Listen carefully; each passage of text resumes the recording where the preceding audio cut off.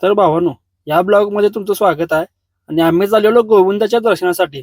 तर आम्ही आवरून निघालो गोविंदाच्या दर्शनासाठी जायला. जे डायरेक्ट फ्लायओव्हर घेतला ते डायरेक्ट आलो चेकपोस्टच्या मग आम्ही आलो पुढे लाईन मध्ये. आणि आम्ही व्हीआयपी लाईन मध्ये गेलो, कारण आम्ही डोनर असल्यामुळे इथं व्हीआयपी लाईन मध्येच गेलो. आणि गाडीच्या रांगा बाबा भयानक. 5व्या मिनिटात आमची गाडी चेक केली, कारण प्लास्टिक वगैरे वर अलाउड नाही. आणि तिथनं सणाना पिरिरी लागलो बघा रस्त्याला. विषय काय माहिती आहे, लोकांची नवीन वर्षाची सुरुवात ही दारू पार्ट्यापासून होत्या, पण आमचं तसं नाही. आमचं गोविंदाच्या दर्शनापासूनच होते. आता जे ब्लॉग चालू केलो मी ते डायरेक्ट बाहेर येऊनच केलो दर्शन घेऊन, कारण मोबाईलात अलाउड नाही. आणि सणाना पिरिरी जाऊन असं अर्ध्या तासात म्हणजे मी दर्शन घेऊन आलो. दर्शन जे घेतलं आणि आम्ही आलो महाप्रसाद घ्यायला. ह्या देवाचे एकच वैशिष्ट्य म्हणजे भक्तांना आलेल्या दर्शनासाठी देव कधी उपवासच ठेवत नाही.